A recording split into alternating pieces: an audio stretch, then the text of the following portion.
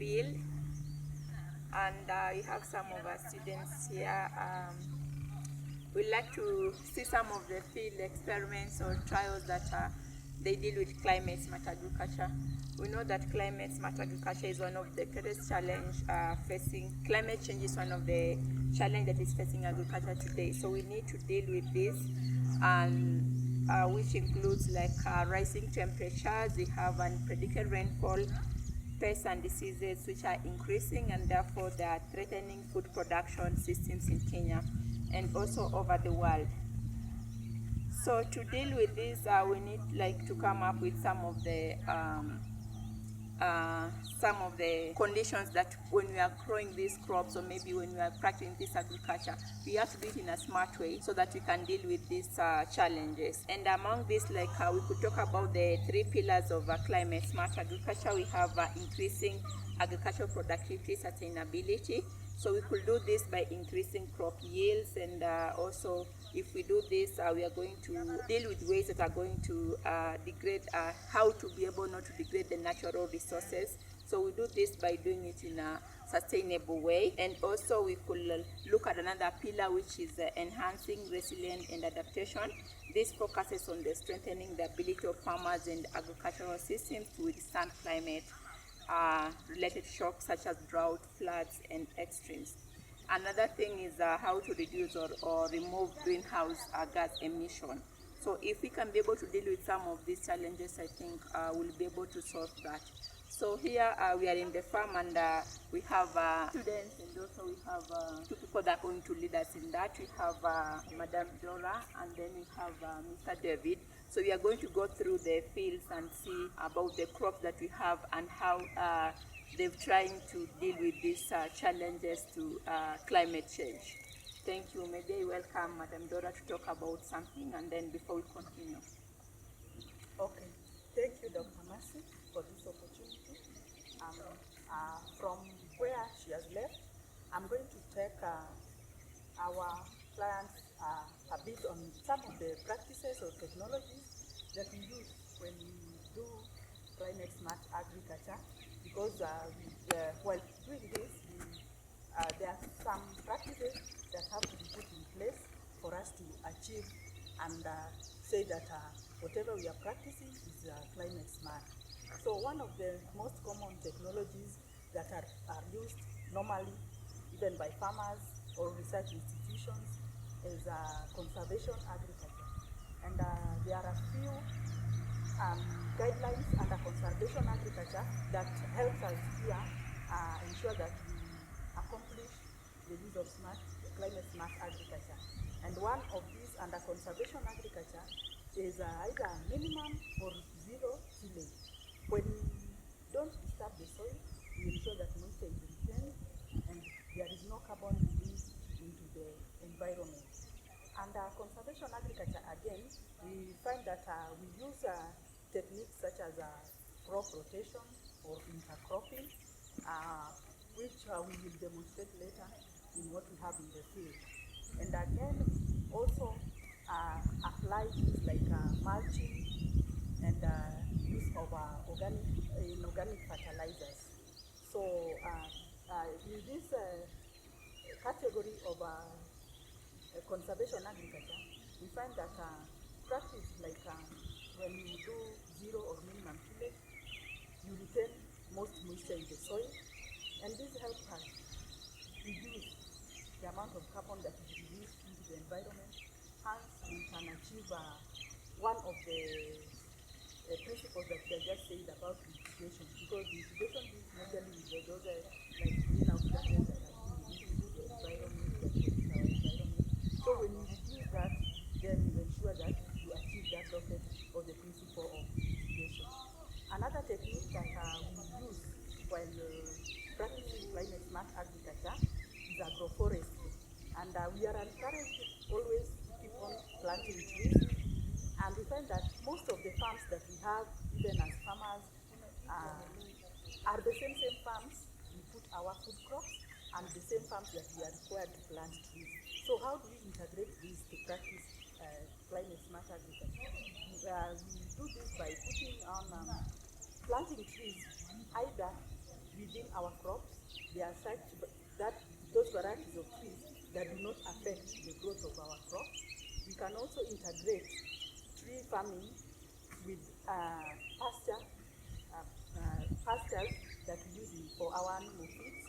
And again, we can also achieve this by planting trees along our riverbanks. This will give us a carbon sink, and that one encourages soil fertility, reduces soil erosion, and again makes us achieve a clean environment. The third technique that is used is water smart technologies or structures. Here we depend on rainwater. So we harvest rainwater, we don't leave it go in a waste. And we can also build things like terraces. These are used to collect the flood water that is running. You can keep it in the terraces and use it for irrigation later on. Another technique under this is also use of things like drip irrigation. Drip irrigation ensures that you only use the amount of required water per plant depending on the proper layout that you have made. So when you do this, you even reduce the amount of energy you can use to pump. For example, if you use a big machine to pump water into your crops, that one it does not become environmental friendly. But drip irrigation uses mostly gravity, so you reduce even the energy use. It becomes even pocket friendly to the farmer, and hence it brings sustainability from the productivity of the food crops that the farmer is having in the field. Another technique that we also use under climate smart agriculture is we practice what we call integrated testing. We know that as we have crops, most of them have diseases, we have pests, and we need to get a most friendly way of controlling these diseases. So under smart climate agriculture, we encourage that we use things like mechanical ways. These are like traps. You can use a trap to trap the insects that we feed on our crops. You can also use biological means that you can get another maybe insect that feeds on the insect that is affecting your crop, thus making your crop safe. And apart from even that biological means, use of chemicals is highly discouraged because at times you find that it also kills some of the insects that are beneficial to us. Like what type of insects are beneficial to us? Like you know that we need not to destroy by using chemicals. Yes, those pollinators, we call them pollinators. So when you use a chemical and you kill them, then you are disadvantaging the crop that needs cross pollination. So those are some of the methods that we encourage and that we need to use when practicing smart agriculture in our farms. They also need to enhance crop resilience. By enhancing crop resilience, we need to get highly and well-bred varieties. These are varieties that are resistant to diseases, tolerant to drought, heat stress, and even floods or extreme rainfall conditions. So when we get such like varieties, we are sure that the farmer will have something to feed on and even to take to market for economic use. We also have integrated soil fertility, and in this we encourage that like I know in some of these plots we use the organic fertilizers or the compost. This one is good because it doesn't have much chemicals that can affect our soil, and finally this goes even to our water system and enhances even good nutrition in our crops. And finally, we also need to look something, though we don't have it here, but we have like livestock. There is also need while practicing climate smart agriculture, maybe some of you have livestock back there. So you need to check on livestock processes and feeds, because we find that livestock, whatever we have, whether cows, goats, sheep, they emit a lot of methane gas, and this is a threat to the environment, and we need to control it. So by looking at the principle of mitigation, we need to look for ways that we can reduce the amount of methane that our livestock release. can be done by looking for feeds that are highly digestible so that they don't release a lot of methane during digestion. And so those are some of the major practices or techniques that we have while practicing climate smart agriculture. I would therefore like to welcome David and to continue taking us on as per each crop and preparation. So David, welcome. Thank you very much. Yes, you heard, I'm David. So in this place, this is agronomy. This agronomy place, we have what we call mostly open field crops. These open field crops, now most of them, some are legumes, we have the tuber crops, some are oil crops, we have the cereal. And just the way it was said now, because of climate smart, it starts with what now we do in the farm. Just starting from what we call the seedbed. The seedbed is now where we are going to plant our crops. That is one. Then we also need to get what we call the certified seed. That now what we plant, it may help us now to reduce the use of those chemicals. Remember, if you use what we call the certified seed, most of them are a bit resistant to diseases. Some are resistant to pests. So that now means you will minimize the use of those chemicals. At the same time, economically, it will also be very, at least cheap for the farmer instead of using more of money buying those chemicals. So this is beans, the common beans that we know. When you check at this one here, you can see now it is a clean. That now means what we use for planting here was certified. At the same time now, before you plant now, you have to do what we call seedbed. So land must also be well maintained, right? That now you don't do almost disappear. For example, when you want to plant maize, and you also want to plant it. So you must sit down and do a calculation so that you divide your land so that a good portion has the bean, a good portion has the other crop. So that now you don't just, in your farm, you may just be having one crop. Remember, we say that at one time you may be doing what we call crop rotation. So beans for one, when you want to plant beans, the propagating material is the seed. So once you get the certificate, come and prepare the land. You can do what we call the primary. And now that one minimize what we call that disturbance of the soil. You can even use the system so that you make the furrows there. So that now, instead of now maybe always doing this, you can use the system. Make the furrow without disturbing the soil. The spacing for beans is about 50 by 15 centimeters. That now means from one furrow to another furrow is 50 centimeters. Then from one crop to another crop is 15 centimeters. So it's 50 centimeters by 15 centimeters. At the same time, when you do the proper spacing, remember there is what we call the ground cover. So it may also act as a cover crop when it is well maintained. At a given point, you find that now, instead of now seeing the bare soil, the crop will cover the soil. That now will help you also to conserve water. At the same time, in case of rain, those floods that may create what we call soil erosion will be removed. So beans generally is a legume crop. It has also the ability of fixing the nitrogen.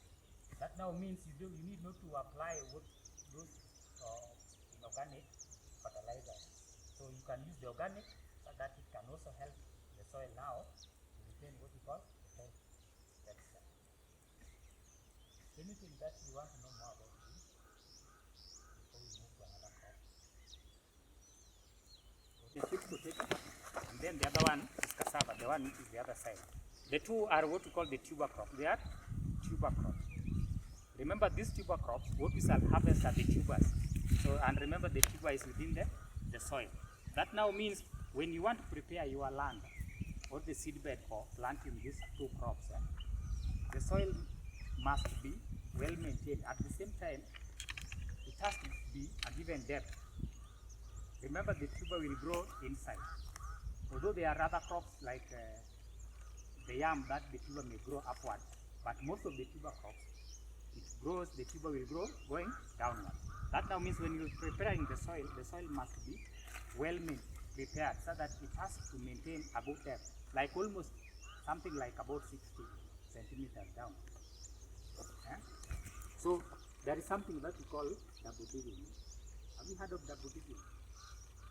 So double digging means you only dig where you are going to plant the crop.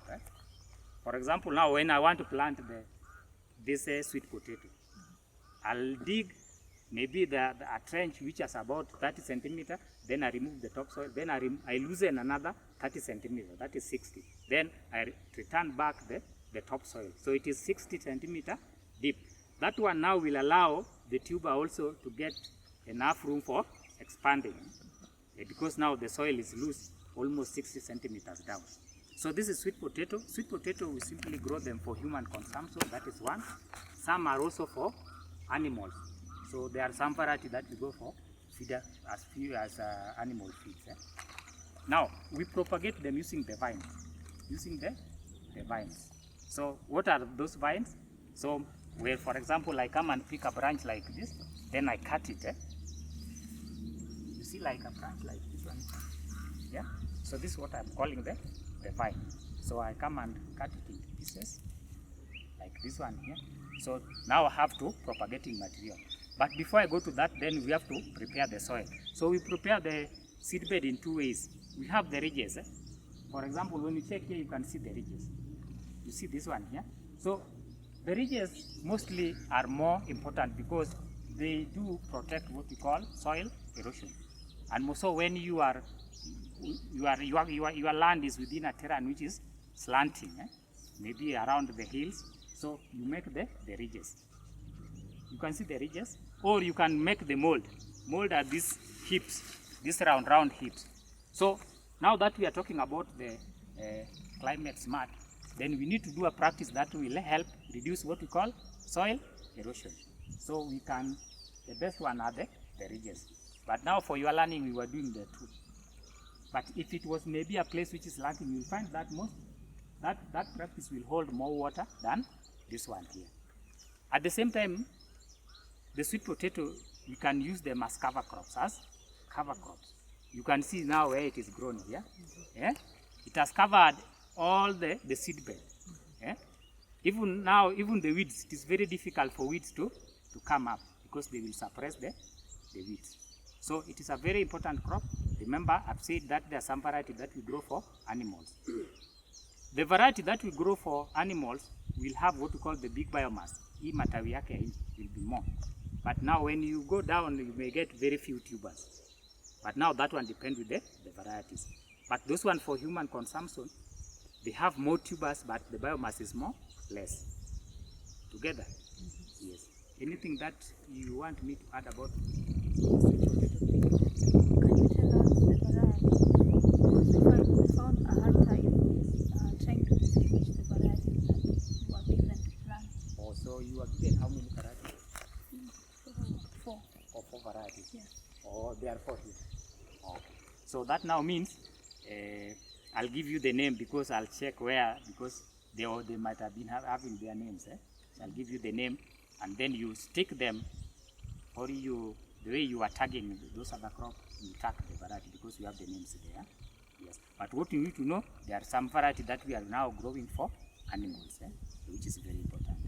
Any other question? Okay, I think I can add something on this after looking at soil preparation, planting.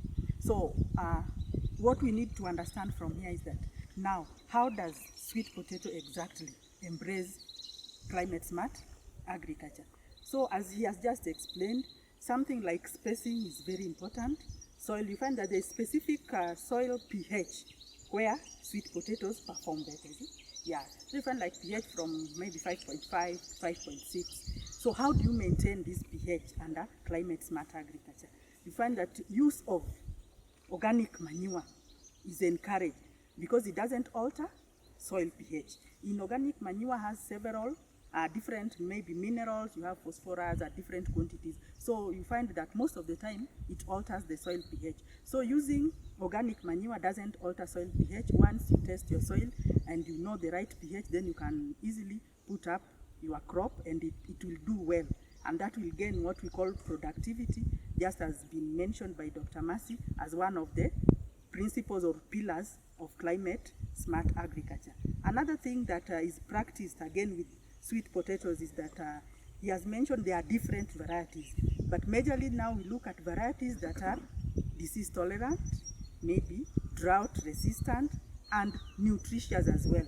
Because however much we want to do crops, we also need to know to get crops that increase nutrition and make the livelihood of the community healthy. So those are some of the techniques that are directly involved in climate smart agriculture while you are looking at planting of or growing of sweet potatoes.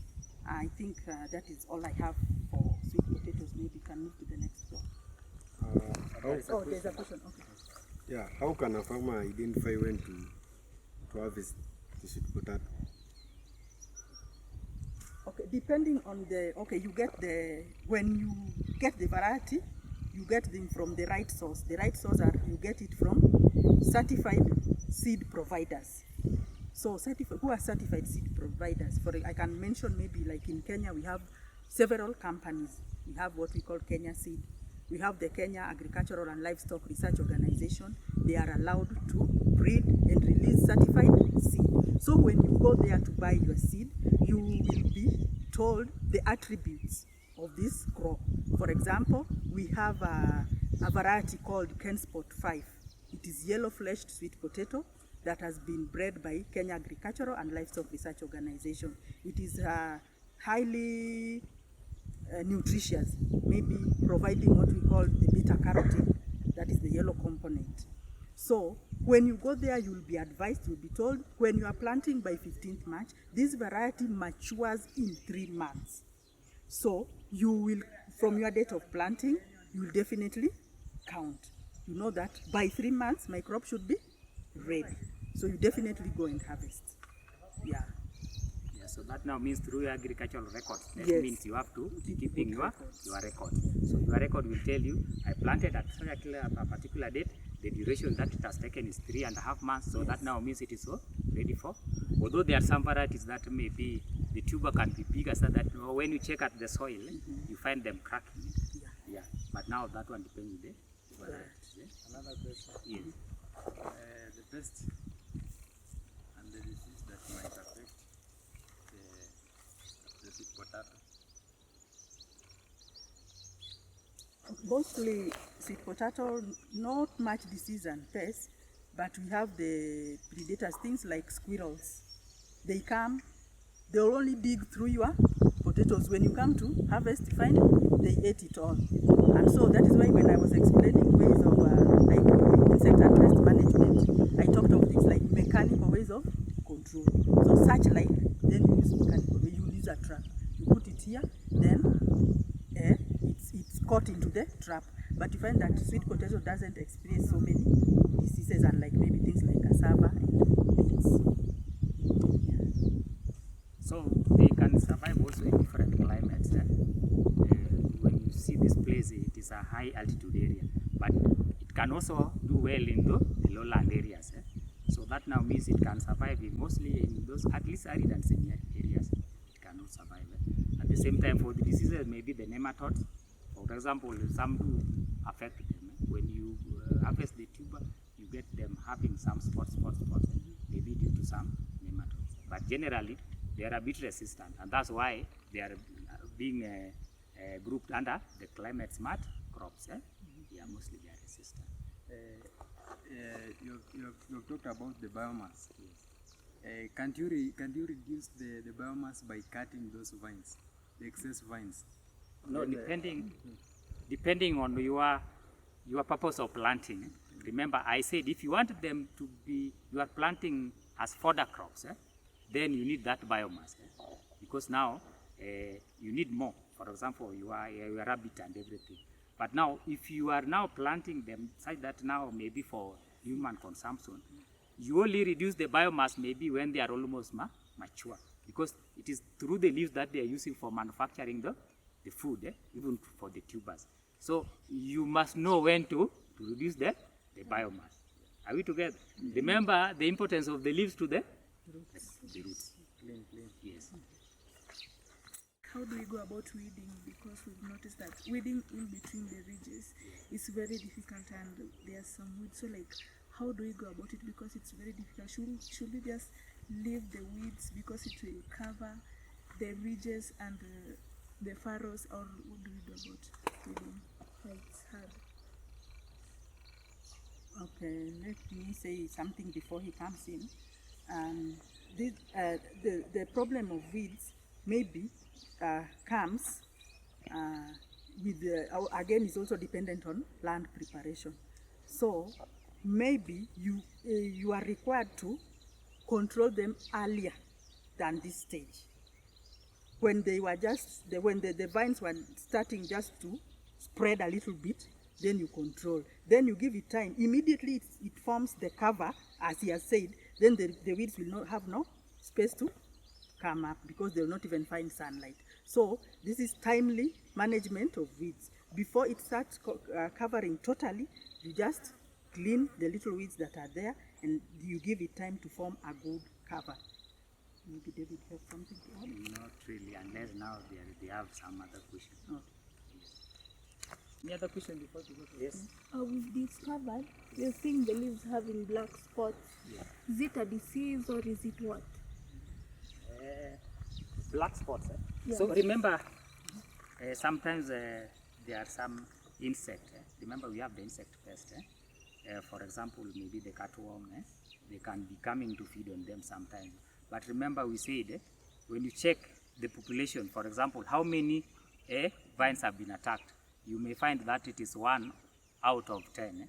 Yeah. So if you see it is not something that is all that much worrying, then just leave them, because even the crop itself, it has what we call the natural way of defending itself. So those are maybe some few insect pests that are coming maybe at night to feed on them. But I can see now they are not all that much. Yes, yeah. And how do you do the vein found? Like, do you do it like per plant or per ridge, per heap? Okay, that one maybe when you during harvesting. For example, now when you want harvesting them, is now when once you harvest it, it is easier to count the vines when you harvested it. But when it is like this here, it is very difficult because it is something which is crawling. Yeah. So you may be counting maybe this one, but some have crawled from the other side. So during harvesting, then it is easy to do that. What we call the stem count. Yes. Any other question? So we can finish with this one. Yeah, so we have another crop here. So this one is cassava. It is called cassava. Just the way I said, cassava is also a tuber crop. That now means the main purpose that we grow cassava is just to harvest the tubers. But now I said now that it is a tuber crop, the seed bed that you are making must allow for the penetration of the tubers. So that's why I was talking of something like the double digging. But now, for example, you have an acre, you may not be making that double digging. But now when you get a ridger, you can make a deep, put that furrow that can go down up to almost 60 centimeters to allow for what we call the tuber penetration. But how do we propagate cassava? So we propagate cassava using what we call the stem cutting. That is one, you need to know that. And then another thing that you know about cassava, we have two types. We have the sweet cassava and the bitter cassava. You've heard that somebody ate cassava and died. Have you heard of that? But remember, we are saying it is for human consumption.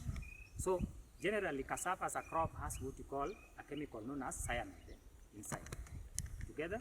So the variety with higher level of the cyanide are the bitter cassava.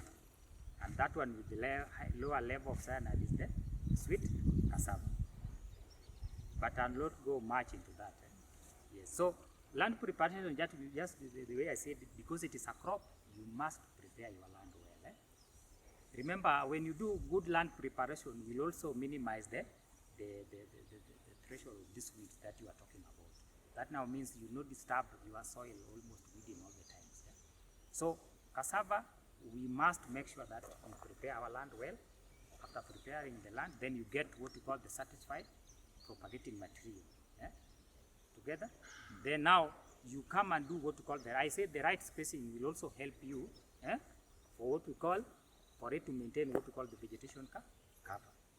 So The spacing of cassava, for example, like this one, it was 1 meter by 1 meter. There are other variety that you can even do 2 meters by 3 meters, depending on the variety. There are some that you can even do 5 by 5. When you go to other countries, you get cassava like a tree sort of.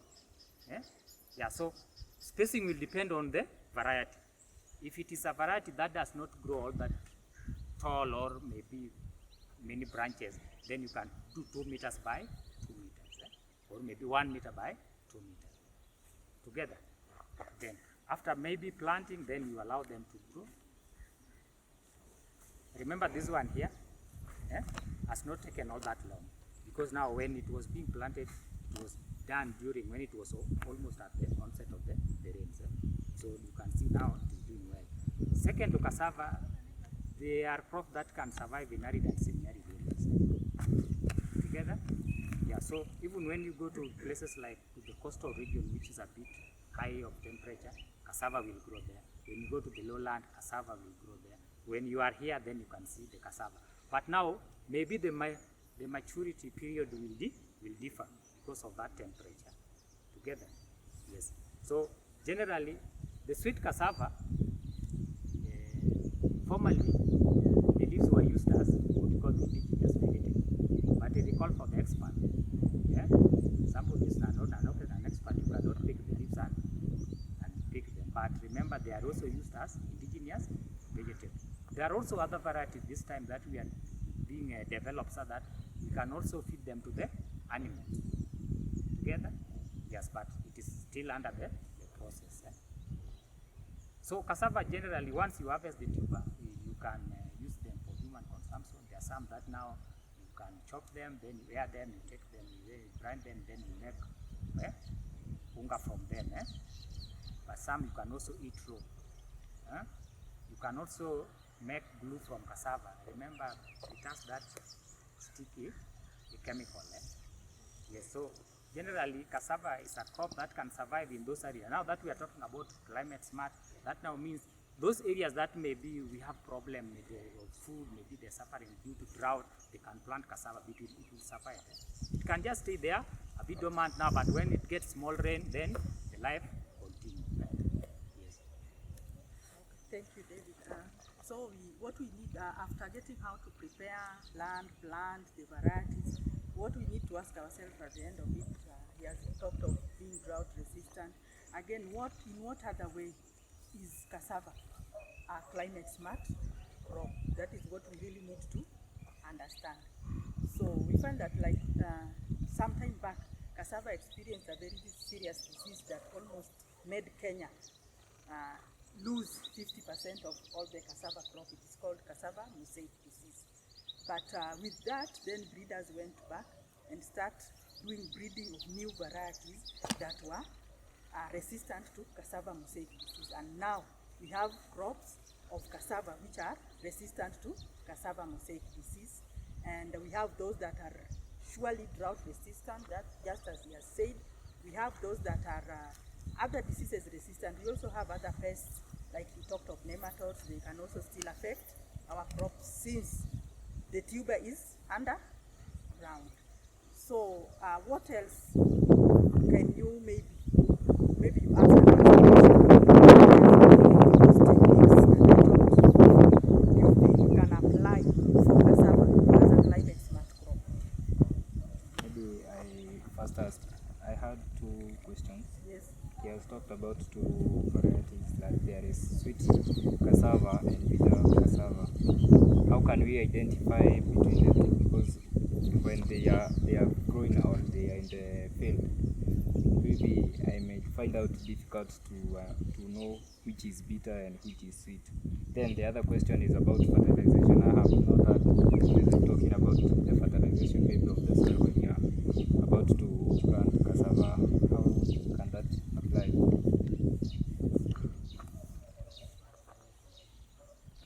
Okay.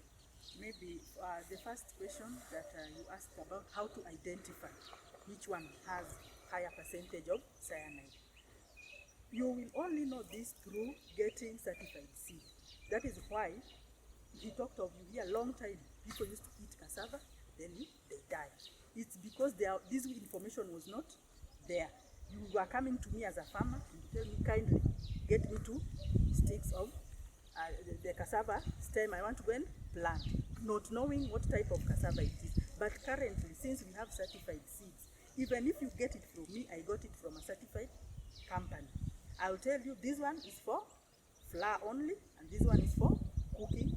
You can directly consume because I've got that information from where I bought the seed. So you have to be sure where you purchase your seed, whether they are the stems, where do you purchase them, so that you get that, because identify by looking at it. Long time ago, people could, there are those who used to know, but right now it's difficult, especially most of you young people. How many times do you stay in the field and monitor and know the difference? It's not easy. So it's better just go for certified seed and get all the attributes from there, because you'll get the growing period, you'll get the quality, because you have like Calro, when they process the seeds, they also analyze the quality. So you will be told all this, you'll be given all those directions, whether you use it for food or for maybe flour as mentioned. And then the second question about fertilization, I know it is done, and even here it has been done. And through climate smart agriculture, we encourage that we use organic manure. Just identify where you want to plant your cassava, take the manure that you have. Those are things that are, you have maybe a compost pit, you put them, they decompose, then you bring them to the field that you have identified where you want to plant your crop. That is the most advised manure to use while practicing climate smart agriculture. So it is used. Yes. So I had asked you guys a question. Anybody who has an answer? On the core context of smart agriculture, of climate change, in terms of intercropping. Intercropping can apply to this because David has talked of spacing. It's 1 meter by 1 meter. So in those spaces, you can utilize them by planting other useful crops like the beans. Agroforestry can also be applied as a technique on the basis of agriculture. Like you can see here, there is cassava here, and there is trees here. That is perfect. So that is a major technique that can be used. Due to this spacing, you can utilize by putting other crops inside, and you still harvest and still increase your productivity as a farmer. So I think that one is okay. Maybe we can move with David to the next crop. Oh, you have a question? How do you say a major way you can be able to differentiate between the sweet and the bitter cassava is by getting seeds. So does it mean you can plant your cassava either through seeds or the vegetable? Okay, okay. Let me use the term propagate. How do you propagate? It is not propagated. It's the stem cuts. And is there like a specific part of the stem that's more viable than the other? Yes, I know, and David can help me there. So one thing, just the way as you said, remember when you want to go and get the propagating material, you get it from a dealer, so maybe the dealer has the history of that variety. That is one. Second, generally, before the way we were saying, you come to a plantation like this, and then you get one that has all very, very dark green leaves, very, very dark green leaves. Then some, you find even the stem is a bit dark green. So those ones generally used to be a bit bitter. Yeah? The one which has what we call the lighter leaves, like this one here, or the lighter stem, used to be a bit sweet.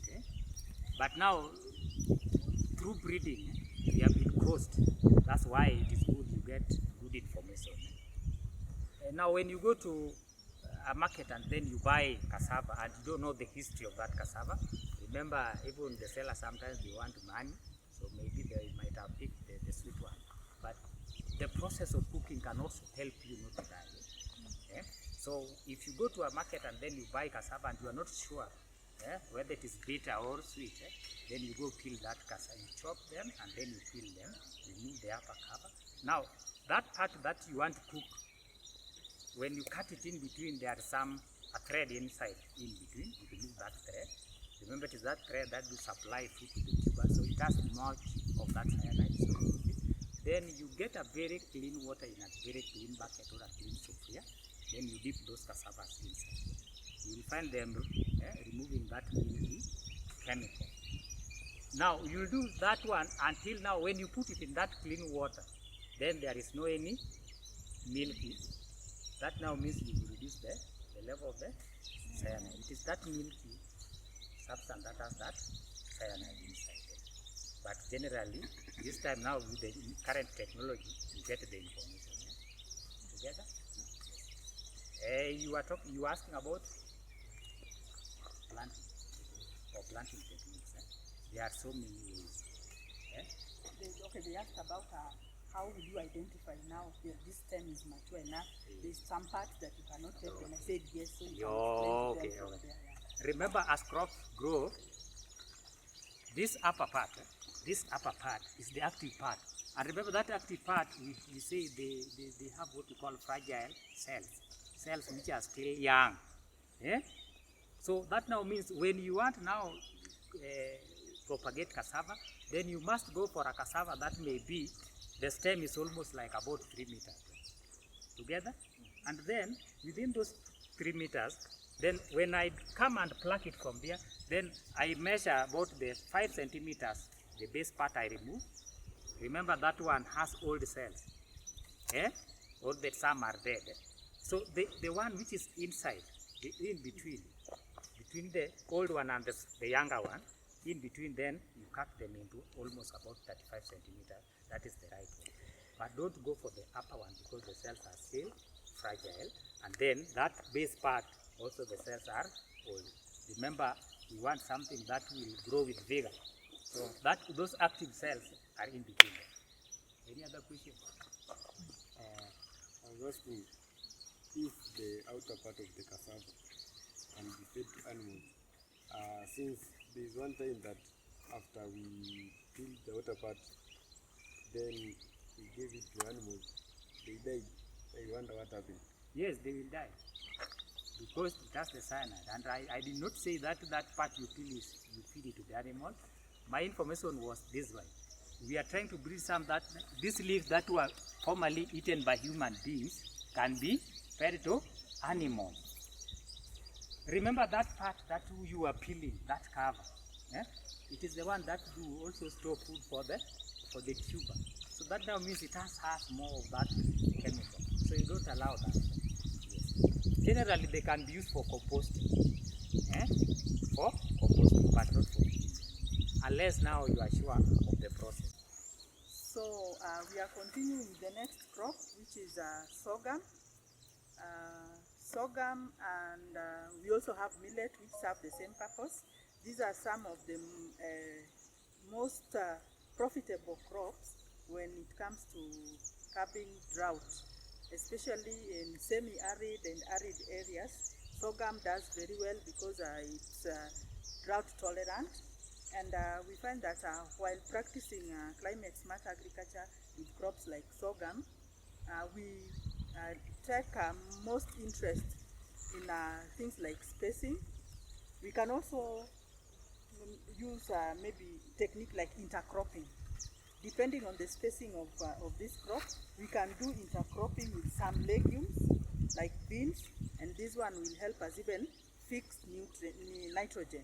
When we fix nitrogen, we enhance soil moisture and reduce soil degradation or nutrient degradation in our soils. So looking at this crop, we find that even the spacing that we have is enough to put something like beans in between, and this one will enhance climate smart agriculture. I think this is all that we can have in this crop. Maybe we can move to the next crop. Maize as one of the field crops, and maize is a cereal crop. And we said now maize is one of the cereal crops that we embrace for what we call the climate smart agriculture. Maize, we propagate them using the seeds. That is one. When you want to plant maize, you must make sure that you prepare your land well. You can do what we call conservation agriculture, where you do what we call minimal tillage. Just the same way I said, there are machines that can help us make the furrows instead of maybe you coming and doing what you call the digging. You can make the furrows, and then once you get your certified seed, you must make sure that now the furrows are spaced at about 75 centimeter from one furrow to another furrow, 75 centimeter. And then when you're doing planting, what we call the interspacing from one crop to another is 30 centimeters, so you can do 25 centimeters. Generally, maize, we grow them for human consumption, that is one. Second, they are meant for fodder. You can make animal feed from them, things like the silage. And then at the same time, you can also use what we call the stock, the maize stalks, for making what we call compost manure. So that now means maize as a crop, we utilize everything. There's no waste. Yeah, that is one. Now, maize generally, we have so many varieties, depending on your area or where you want to grow them. We have what we call the short variety, that is one. We have the medium, and then we have the long ones. At the same time, we have those varieties that are cross-pollinated, the hybrid ones. And then we also have the ones which are the indigenous one. For example, you've seen those ones which are mixed. When you check at the cob, some are yellow, some are... But now, due to the fact that now changing climate, then we simply prefer what we call the hybrids, because now they have the specific time for the growth. There are some that may take about 4.5, some can take 4 months, can go like the Katumani, can go even between 3 to 3 months. So even if you plant them in dry areas, during that time when the rain will be there, however short, so long as it is maybe within 2 months, then your maize can be mature for harvesting. Generally, it is maize is cross-pollinated crop because we have the male and female in different parts. I think you know that.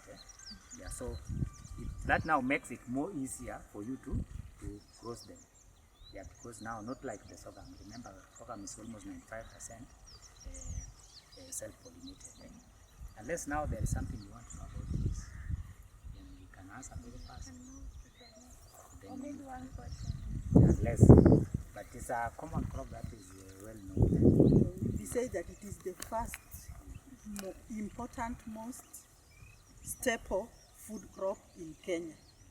Followed by which crop? Wheat. Staple, wheat. Second most. Third? So you need to know your priorities. Yeah, your priorities. Yes. That's one.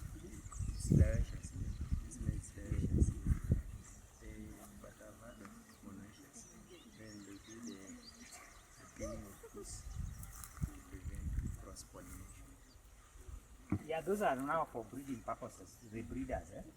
But now, in general now, for a normal farmer, that is not all that important. But for breeders, they know how to go about it.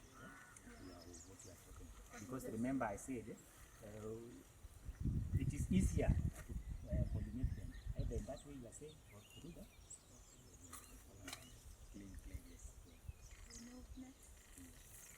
This is another legume. It is called Dolichos lablab, and it is a nice cover crop. It helps in retaining soil moisture, and since it is a legume, it also helps in nitrogen fixing. Nitrogen fixing in this area makes the soil retain its water and again reduce coverage by weeds. So we find that it minimizes the money or the strength that could be put in cleaning the crop. It is another good crop for climate smart agriculture. This crop, this one is called chickpea. So chickpea is a legume, but a foreign one that originated from India, and it is a crop which is meant for arid and semi-arid areas. So chickpea, we propagate them using the seeds. At the same time, there are those seeds that we use for human consumption. Generally, it is for human consumption. Now, generally chickpea is a drought-tolerant crop. The way you can see here, you see where it is very dry, but it has done well. Compared to maybe where we had some rains, So generally, when you want crop that can resist those drought, then you can plant chickpea.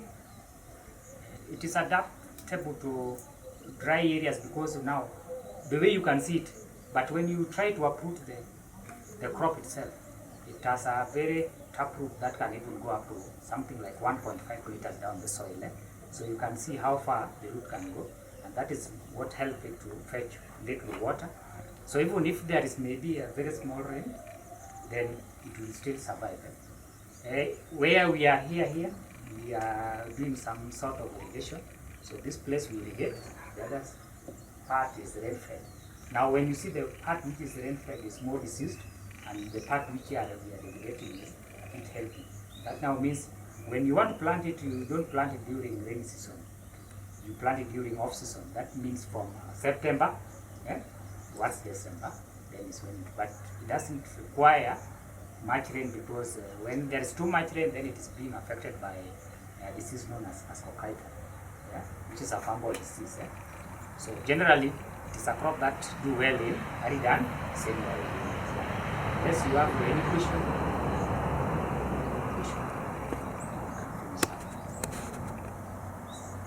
So I think we are through. Yeah, we can see other crops maybe later. But I said now when you want, like this one here is mature. When you see the pots now, even the vegetative part of it is dry. Then you come and harvest the pots. After harvesting the pots, you press them. After pressing now, you get the seeds. So it is the seed that we use for human consumption. There are two types. We have the desi and then the kabuli. The desi one is a bit brown, but kabuli is a bit red. Yes. Anything else? If nothing else. In a liver, how is it fed? Yeah, so once you get the seed, then you go cook it just the same way you prepare beans. Yes. So you can make stew, you can even make cakes from it. Yeah. Yes. So it is a crop that is meant for human consumption. After harvesting, when what is remaining, maybe you can use for composting. You leave them in the farm to rot there, so that now they improve what we call the soil fertility. Now that it is a legume again, it does not require what we call the inorganic fertilizer. Just do it that way. It will fix nitrogen naturally and survive that. Yes.